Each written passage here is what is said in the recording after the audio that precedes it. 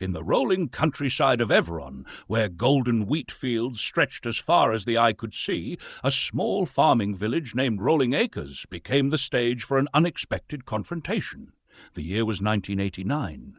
The Cold War simmered, and tensions between global powers spilled into even the quietest corners of the world. Everon, a strategic island in the middle of the Atlantic, had become a hotspot. NATO forces clashed with a resurgent Soviet army in a bid for control over the island. Rolling Acres was no more than a dot on the map, but its central location and nearby fuel depot made it a vital target. Farmers had evacuated, leaving their fields and livestock behind, and the quaint village now sat eerily quiet, waiting for the storm. The calm before the storm. Corporal Alan Reeves of the NATO forces led a squad of 8 soldiers into the village at dawn.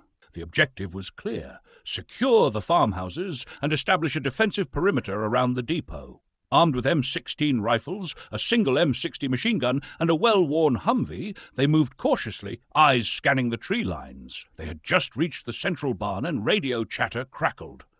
"Soviet recon spotted moving south of your position. Estimated platoon strength." Reeves cursed under his breath. His squad was outnumbered 3-1. The first shot! The Soviets arrived an hour later. Their green uniforms blended with the tall grass as they approached under the morning mist. Reeves's squad, entrenched in hay bales and behind wooden fences, held their breath as they watched shadows move closer. The crack of a sniper rifle from the barn's loft signaled the beginning of the battle. A Soviet scout fell, and chaos erupted. Machine guns roared, sending tracers streaking across the fields. The Humvee's mounted .50 caliber opened up, tearing through an advancing squad. Fighting in the fields, Soviet soldiers used smoke grenades to obscure their movements, flanking through the wheat fields. Reeves's team scrambled to adapt, repositioning behind overturned tractors and silos. The radio operator called for reinforcements, but they were at least an hour away. Private Dawson, manning the M60, held his ground near the farmhouse. His machine gun rattled as waves of enemies pressed forward. When his position was nearly overrun, Reeves threw a grenade into the advancing Soviets, buying just enough time to regroup. A desperate stand. As ammunition ran low, Reeves decided to fall back to the depot. The squad retreated through the narrow village streets, leaving tripwires and mines in their wake. The Soviets, relentless and determined, followed closely, their BMP-2 armored vehicle shelling the barns into splinters. At the depot, Reeves's squad found a cache of RPGs and launched a counterattack. Corporal Jenkins fired the first rocket, scoring a direct hit on the BMP, turning it into a smoking wreck. The squad cheered, but the victory was short-lived as Soviet reinforcements arrived.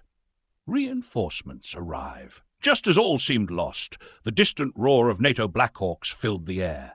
Apache helicopters streaked in, launching missiles into Soviet positions. Paratroopers descended, guns blazing, turning the tide of battle. The Soviets, now outflanked and outgunned, retreated into the forests, leaving behind their wounded and destroyed vehicles.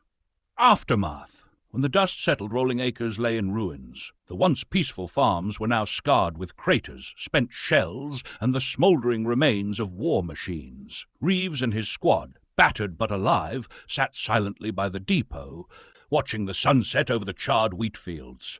The battle was over, but the cost was high. Rolling Acres had been defended, but it was no longer the serene village it once was. For Reeves and his men, it was a stark reminder of how even the quietest corners of the world could become battlefields in the chaos of war. And on Everon, the war was far from over.